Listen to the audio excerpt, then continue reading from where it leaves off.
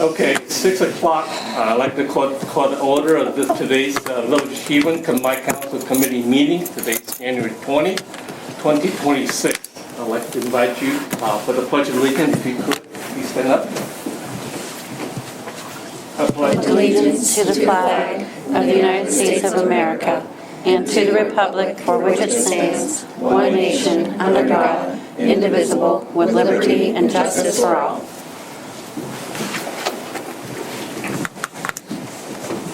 Can we have a roll call, please? Mr. Wolf. Here. Mr. Juvenelli. Here. Mr. Carpenter. Here. Ms. Hoskinson. Here. Mrs. Chapman. Yes. Mr. Marietta. Yes. Thank you. We have a quorum. I'd like to acknowledge visitors for today's Combined Council Committee's meeting. There are two places you may wish to make your comments. Then today's highlight is the department reports that will be made by Chief Welsh. Chief, the floor is yours.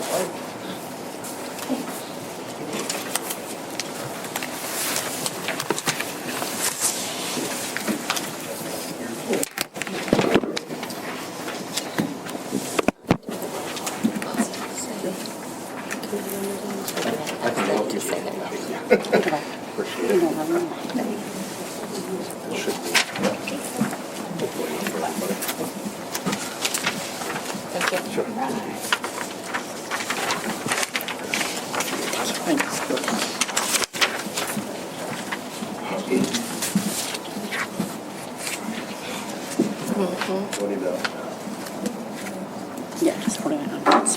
Oh, sounds like it's on. All right. Good evening, everybody. It's nice to be here and see everybody tonight. Just wanted to give you a little bit of an update on kind of where the police department's at and a little bit of kind of my vision and things moving forward in the future here. So to start off, as you know, I took over on November 10th of this year, so I'm right at, what, 2 months now, a little over 2 months. So things have been really good.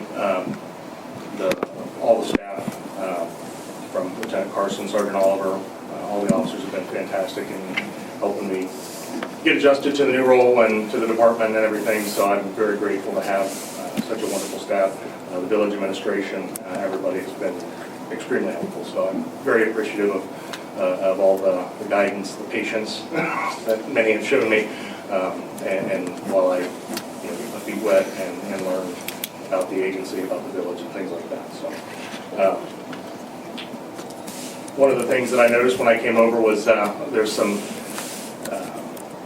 things on the walls, some damage to the walls, and just needed kind of a refresh. So one of the first things I did was I talked to Chief Fiscal Officer Morgan about what can we do to see about some painting.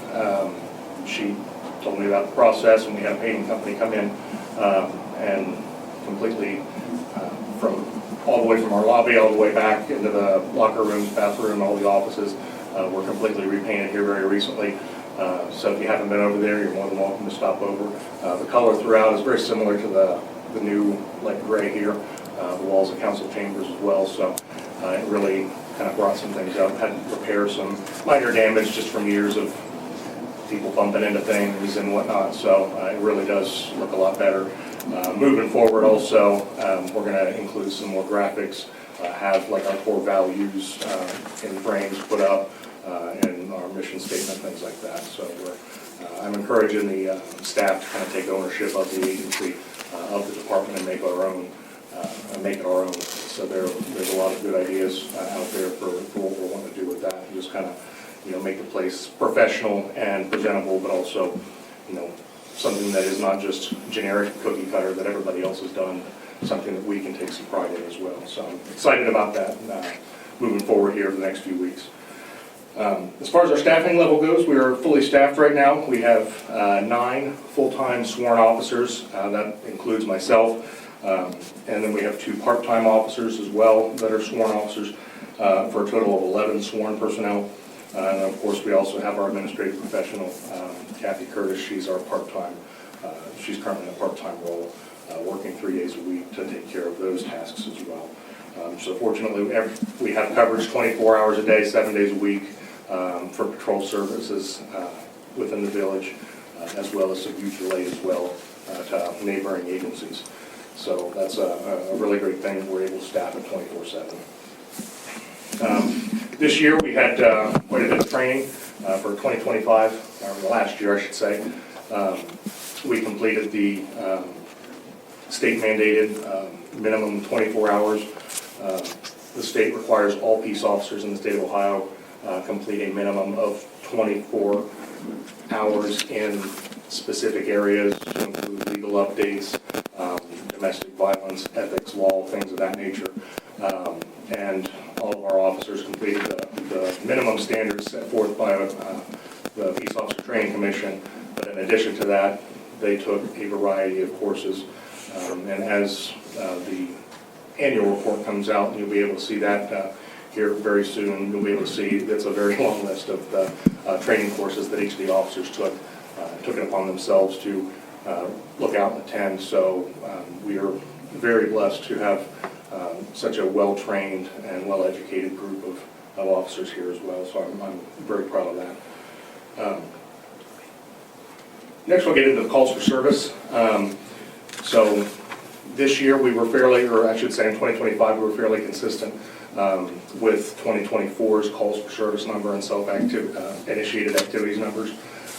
It was in the ballpark of, I want to say, 4,100 calls for service in 2025. And that includes both dispatch calls for service as well as self-initiated activities like traffic stops, motorist assist, things like that our officers just come upon their own without receiving a call from a dispatcher. One of the things that I wanted to progress and move forward as I took over this role was to have the officers be more visible in the community and just make sure that they're getting into the communities, they're getting into the business, or the neighborhoods, they're getting into the businesses, and just being visible, being seen, having that presence so that we can really forge that partnership with our community as a whole. And I ran some numbers, and because a lot of ways that we do that is through self-initiated activity, whether it's area checks, business checks, where we're making contact with the public on a time where, like I said, we are not called to that. So I was curious as to how some things went. In the month prior to the 30 days prior to my starting, there were 53 self-initiated calls for service that the officers handled in that 30 days. In the first month that I was here, I didn't set any kind of directives or push anything, make any statements or do anything. I just sat back and kind of let some things work organically just to see kind of how the officers worked. Of course, I'm into a new role, so I wanted to see what things were going to be like in my first 30 days. The self-initiated activity calls were 120. So it more than doubled from 53 to 120 in that 30 days, from November 10th to December 9th.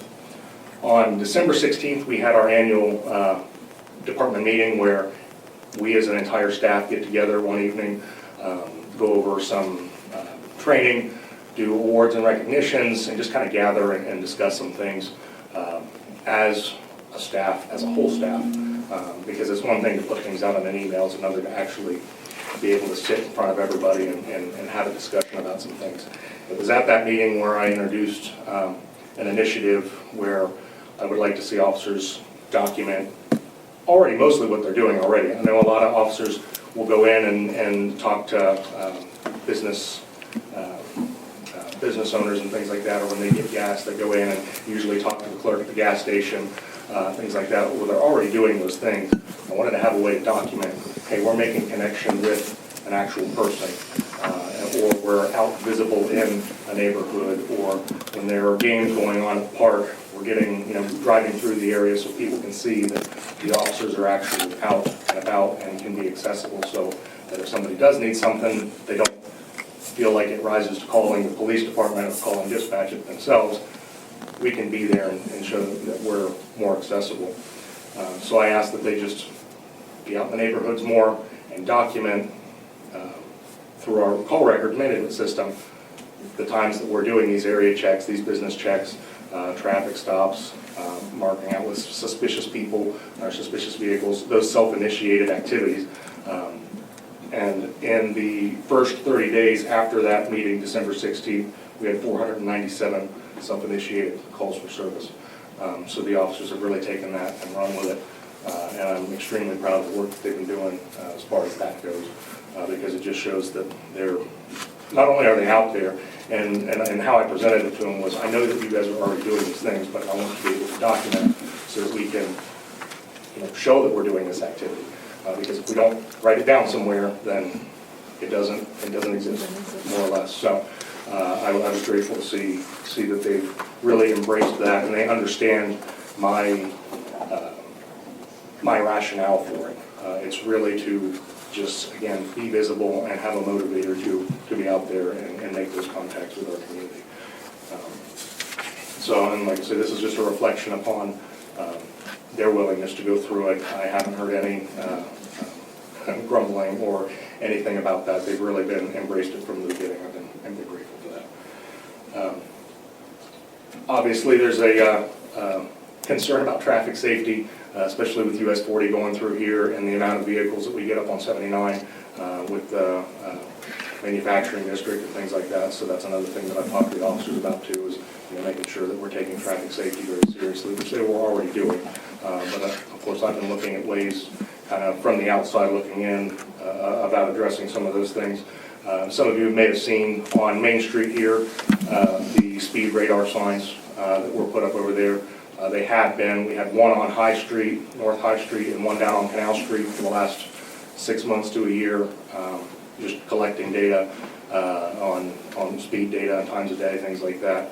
Worked with CJ and Public Works over the last couple of weeks to facilitate getting that done, and they've been extremely helpful. I'm grateful for the relationship that we have there with them. They got them moved over to obviously where they're at now on Main Street on both sides of the 25-mile-an-hour zone. So the one right here in front of Dollar General and the one over there by 5th as you're coming into the village from that side. And the goal with that is to just draw people's attention to the speed change. So as you get those reports moving forward, those monthly reports where we pull the statistical data out of those devices, you'll see probably a big increase of, hey, there's a lot of people going over the speed limit. So that's because those are still set for 25 miles an hour, but they're looking at the 35-mile-an-hour zone, because again, we're using that more as a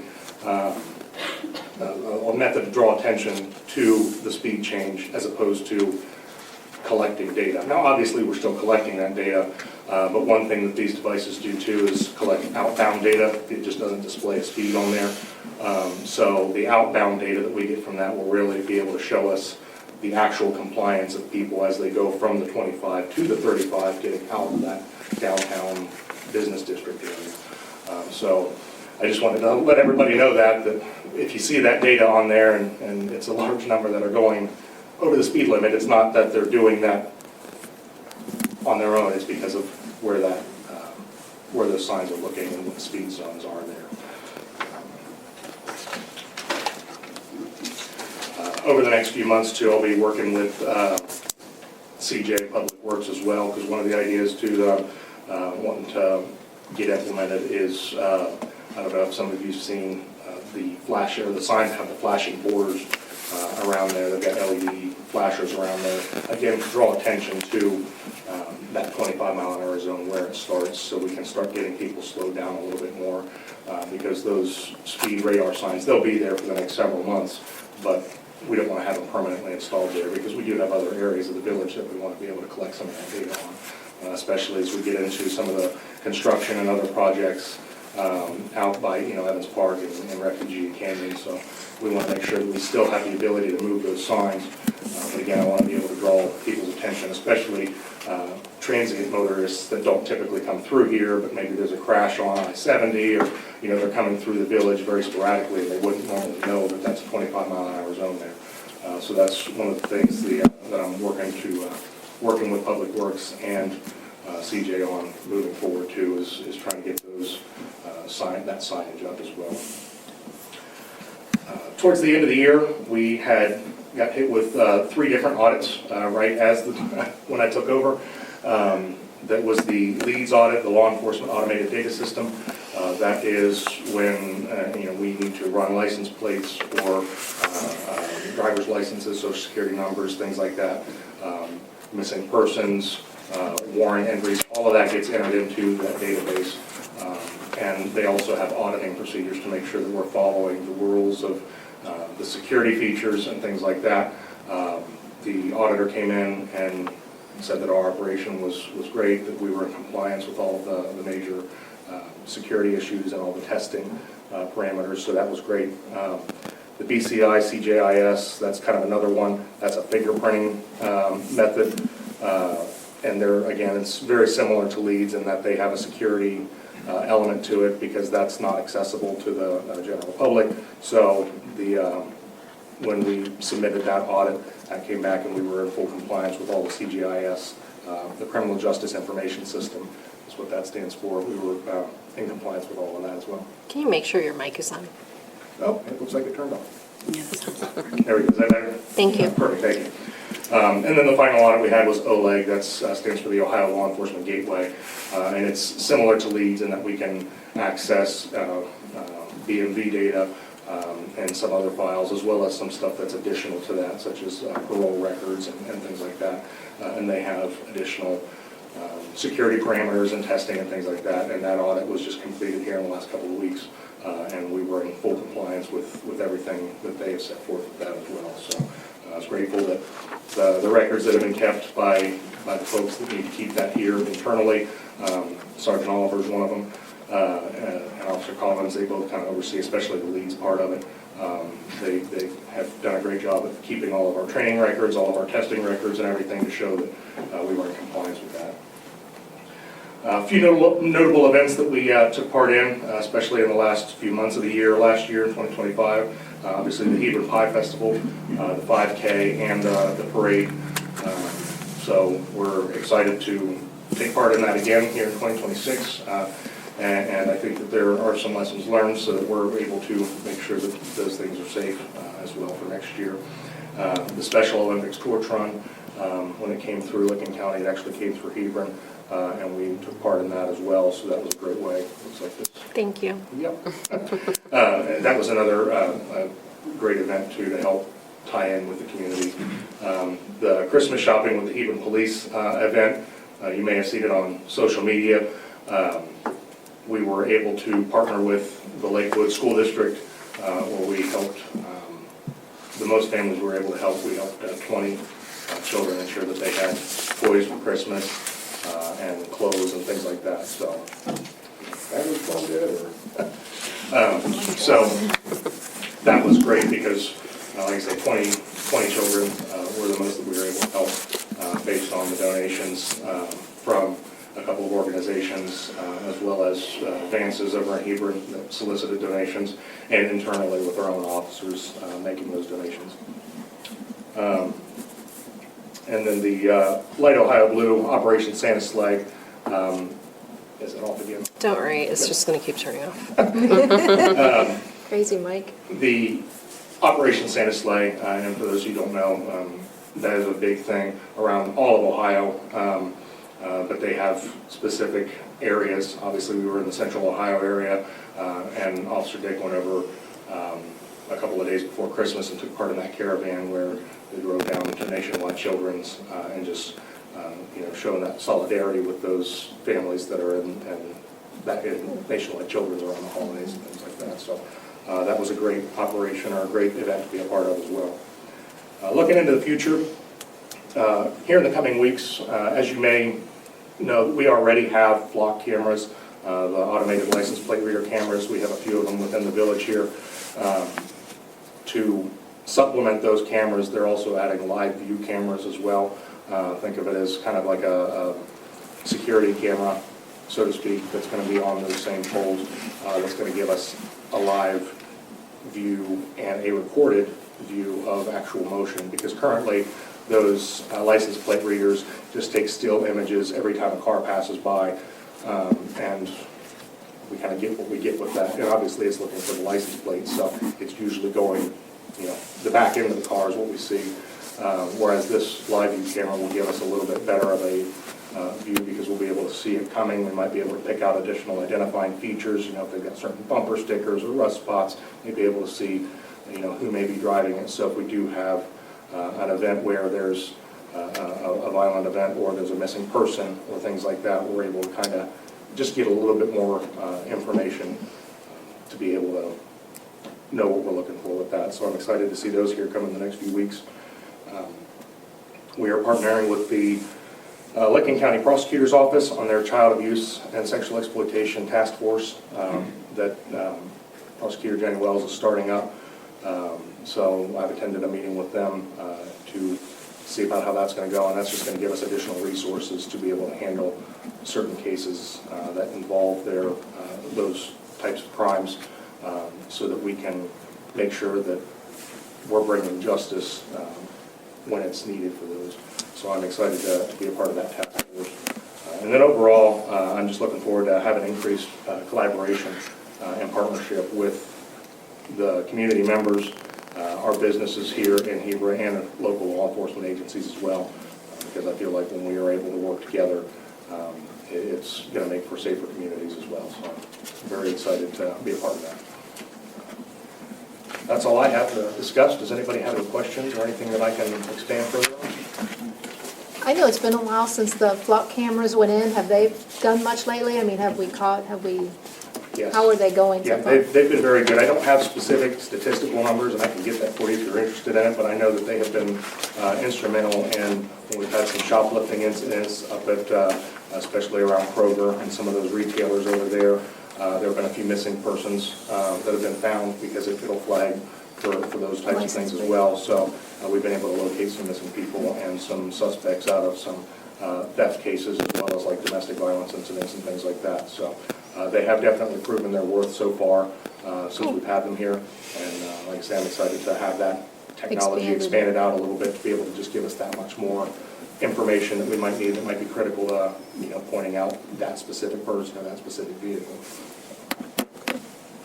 I've got a question too. Yes. And a lot of your other officers know why I'm going to ask this, and it's very personal and it's very deep in my soul. Residents that have CPOs, are you guys aware of where they live and, who the CPO is against or anything? So we get certain information, and we don't have a database, I don't believe it. We've got a book. We get copies of CPOs if they pop up in the village. We Okay. get a copy of that, and then we've got all those on file. So when you make a call, you already know ahead of time there's a CPO? Typically, yeah. Yes, and you know who the CPO is against? Yeah.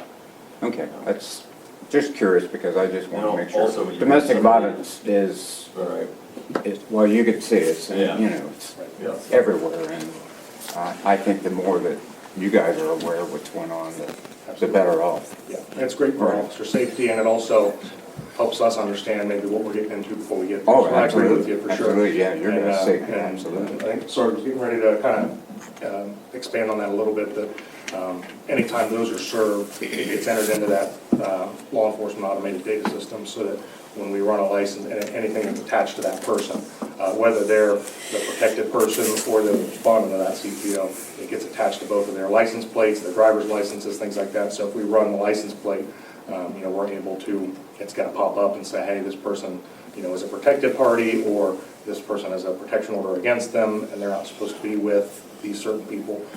So we do get alerted to that as well. Okay. And that's another thing that those flock cameras are great for too, because if we do have a domestic violence incident or a protection order violation incident, we're able to flag that in the system so that it can hit off one of those cameras if they drive by those. All right, thank you so much. Good information. Absolutely. Any other question for Chief? Thank you very much. Thank you. Thank you.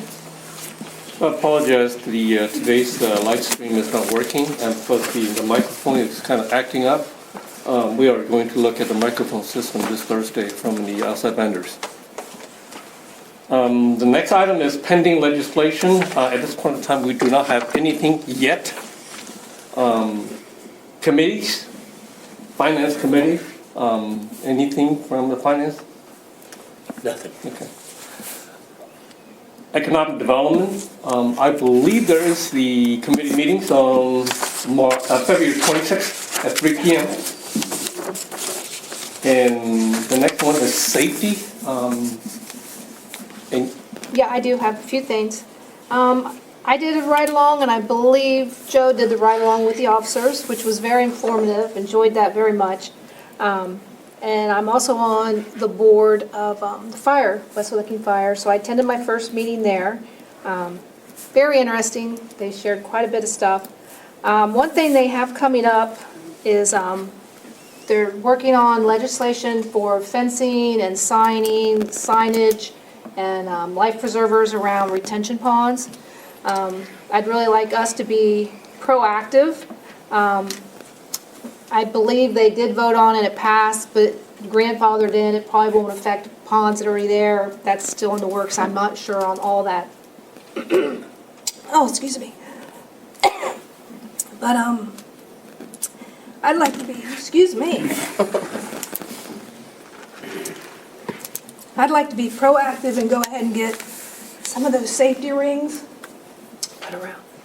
Oh, my. That's all I have, is safety rings around the things, and if we can get signs up and that type of stuff, so. Proactive, before that even comes telling us to do it, I think we could put safety rings around retention ponds. So, oh, I'm sorry I choked up. But that's all I have. thank you. Water and wastewater, we don't have anything scheduled, but I'm going to reach out to Ms. Marietta to schedule committee meeting sometime in February. Okay.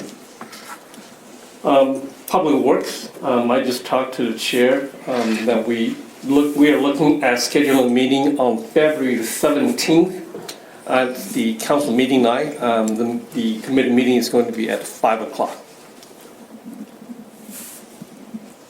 The next is the Personnel Committee, and I think there is a follow-up right after this committee meeting.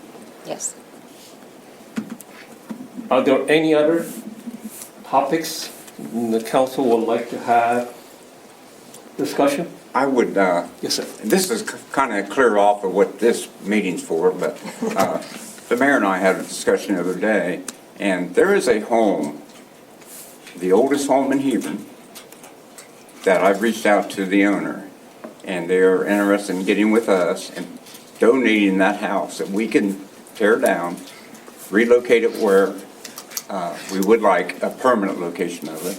But we were talking about preserving the history of Hebron, our historical sites and all, and this would be an amazing place just to have. Believe me, it needs a lot of work. It hasn't been maintained for many, many, many years, but I think it's something that we can salvage, and with the encouragement of the mayor, I was able to go ahead and do a little bit forward without your knowledge. What house is that? It's the John Chell property on 5th Street. Oh, okay. Yeah, it's right beside 115 is the house number. So So they're you'll, just- you'll notice it's a leaning house, I know which one, yeah. Yeah. So they're just donating the home, not the property? not the property, the home. Just the home. Yeah, we would have to relocate. Either way, we would have to do something. We'd have to take the house down because it's Fix it. leaning very bad. But it is something we should maintain and keep. It kind of looks like a log home, doesn't it? It's not really long now. It's got, Is it a house house? yeah, it's got siding, Trying to picture it. wood siding. So I It's a hope that's pretty okay. primitive cabin, I think is how I Yeah, describe right, it. Right. Thank you. Thank you for the news. Any other? Okay. This is another opportunity for any visitor who wish to make comments to council. Oh, I had one more thing. Yes. I would like to get a safety committee on the books too, if we can. Sure. Work on that. Okay. Definitely we can schedule with you as far as the meeting date. Are there any other from the council?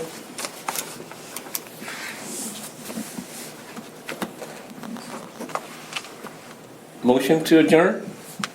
Motion to adjourn. So we have Ms. Marietta make the motion, and Mrs. Giovanelli, second the motion. Can we have roll call, please? Mr. Wolf? Yes. Mr. Giovanelli? Yes. Mr. Carpenter? Yes. Ms. Hoskinson? Yes. Mrs. Chapman? Yes. Mr. Marietta? Yes. At 6:30 PM.